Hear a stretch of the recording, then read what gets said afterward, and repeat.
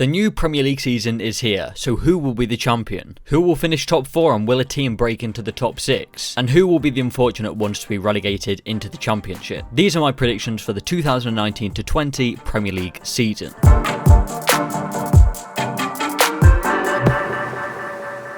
Starting at the very bottom in 20th place will maybe be a shock to people who have seen my video about this team, but it's Sheffield United. In my video I did discuss how they will shock the Premier League, and I still think they will. Results will come throughout the season and they'll put in performances that will surprise football fans. However, I think the Premier League this year is so competitive, which makes it so hard to say who will finish in the bottom 3. I believe Robinson and McBurney are fantastic signings for the Blades. They got 34 goals in the Championship combined last season, so no doubt about it, they're going to add goals to this team. Experience has been added at the back with Phil Jagielka, but realistically he's only getting older and getting to that stage where he may not be able to make too much of a difference. I do in fact believe they could hit somewhere around 30 points this year, but still finish 20th due to the quality that's in the Premier League this year. In 19th position I have Newcastle United. It's been a roller coaster of a summer for them, with Rafa in charge, a possible takeover, Rafa leaving, players leaving and being tipped for relegation. Then Steve Bruce came in with some surprising signings too. Joel Linton and St Maximin have been signed permanently and Willems on a loan deal. The St Maximin deal in my eyes is one of the shock deals of the summer. I think he's a brilliant signing, however, will it work in a Steve Bruce system? If Rafa was still in charge, I'd be putting them higher up the table, but I do have concerns as to whether Steve Bruce can get the best out of these players. I could make a great case for them staying up too, but compared to the other clubs currently, I have to put them in 19th. At 18th, I have Brighton and Hove Albion. At the end of last season, I had Brighton tipped for finishing rock bottom and thought there was no way I was changing my mind on that prediction. And well, they've done some business which does impress me, and I think they'll go down with a brilliant fight. I really believe Leandro Trossard will massively transform this squad when attacking, because he's not only a goal scorer but creator too. But one man can't change everything, so therefore Brighton brought in Neil Maupay from Brentford. Last year, he was the joint second top goal scorer in the Championship with 25 goals. They've realised that they couldn't go another season with the same goal-lacking attack that they had, and they've bought good players. There's a bit of creativity and attacking threat now, plus an addition at the back with Adam Webster. I've moved my predictions around a lot, and most of the time I said Brighton would stay up, but unfortunately, I've come to this decision, 18th place for Brighton. So on to 17th place now, where I have placed Norwich City. I believe Norwich will play some good football and attempt to continue what they did last year in the Championship. I did a video on them where I discussed their goal scoring capabilities, with Pukki, Hernandez and Buendia combining 45 goals between them. I don't think they're going to be on the level of scoring 45 goals, but they'll definitely be a driving force for the Canaries in a battle to survive. They do look okay at the back, with Zimmerman, Godfrey and Klose being the main options. It will be a big step up for Ben Godfrey, as he was only playing in League 1 in early 2018. Their fullbacks Jamal Lewis and Max Aarons play a huge part in the game Norwich play, and whatever happens this season, we could see these players in the Premier League at a different club the season after. I think this squad will have just enough going forward to outscore the teams and pick up points which will see them survive in the Premier League for another season. At 16th, I've got Crystal Palace. The addition of Camarasa on loan is a good one for them, but apart from that, there's no real big signings. They've lost Aaron Wan-Bissaka, who was a massive part of their defence. To lose a player who made the 3rd most tackles and the 2nd most interceptions in the league will be a big loss to them. Keeping Wilfried Zaha is an achievement in itself. If they didn't, then I'd be putting Palace in the relegation zone. It's that big for them. The money from Wan-Bissaka hasn't really been invested, and if they did, it may be a little different. There are other key players, Sacco, Milivojevic, Benteke if he can hit form, and maybe Max Meyer, who they signed last year but he wasn't that effective. Nothing too special, but also nothing too worrying, a 16th place finish for the Eagles. In 15th, I have Sean Dyche's Burnley, who seems to have found his way in the Premier League and takes Burnley along at this level very nicely. The start of last season saw Burnley struggle as they were competing in the Europa League, and Sean Dyche admitted that they attempted to change the way that they play. After a bad start in the league, he changed back to what his players knew best from the season before, where they'd sit back and defend everything. And if Burnley can once again carry on that, they'll have no problem. They are now always seen as a team that could cause an upset. Dwight McNeil was a star in this team last year, scoring 5 goals and assisting 3 times, while showcasing his top creative qualities at just 19 years of age. He may kick on this season and prove once again that he's a fantastic player with a future at this level. Another safe season for Burnley, which I'm sure their fans will be pleased about. And at 14th, we have the highest newly promoted side in Aston Villa. Since my video discussing them, they have made a lot more deals. In fact, let's name them all from the least expensive to the most. Courtney House, Jota, Bjorn Engels, Tom Heaton, Anwar El Ghazi, Trezeguet, Marvellous Nakamba, Ezri Konsa, Matt Targett,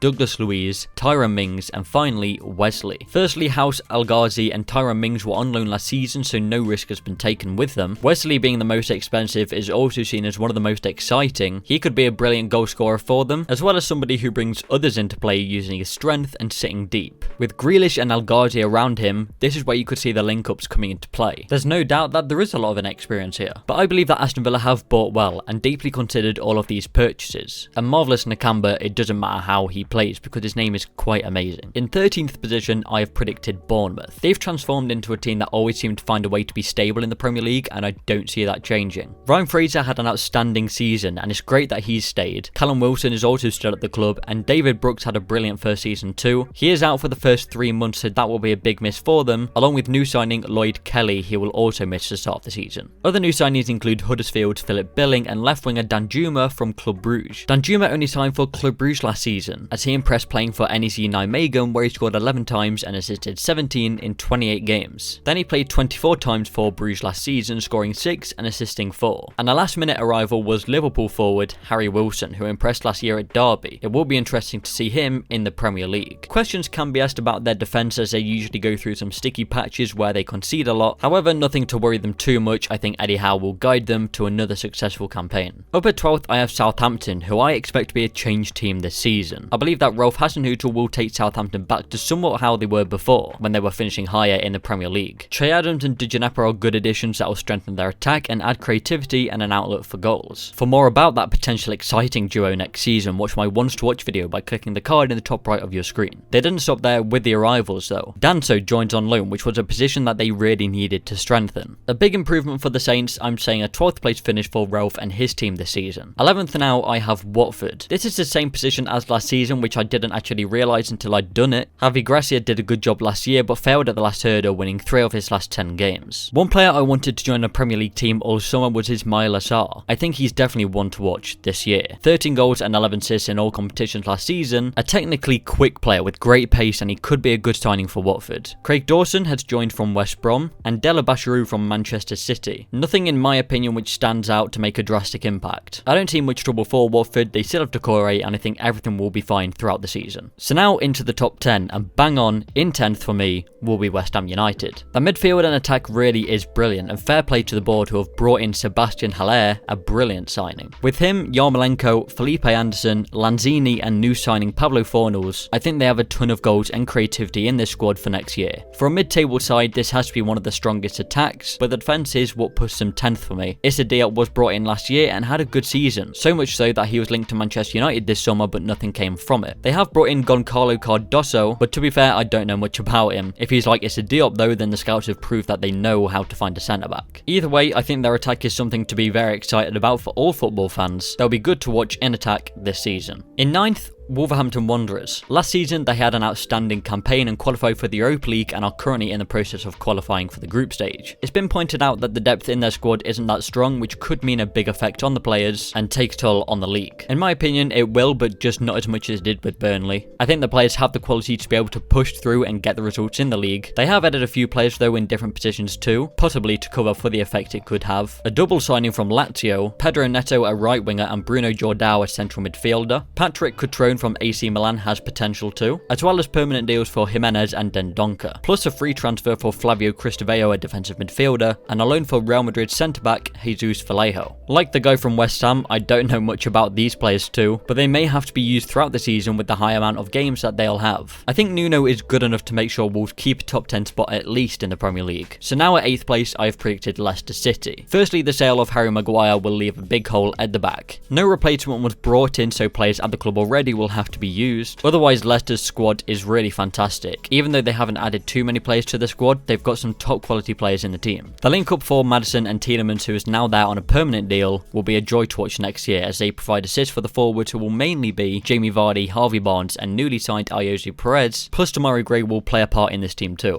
As well as them, the fullbacks play a big part in the squad. Chilwell and Pereira come forward as wingers, and last year picked up a combined amount of 10 assists. Before Maguire's sale, I had Leicester to finish 7th for certain, but now I see Brendan Rodgers taking Leicester City to 8th place. Plus, I actually forgot to talk about Ndidi here. He's an amazing player. 7th place and getting Europa League football is Everton. Andre Gomes has now been made permanent, which is a good deal for them. Plus, Fabian Delph from City is a clever one for £8 million.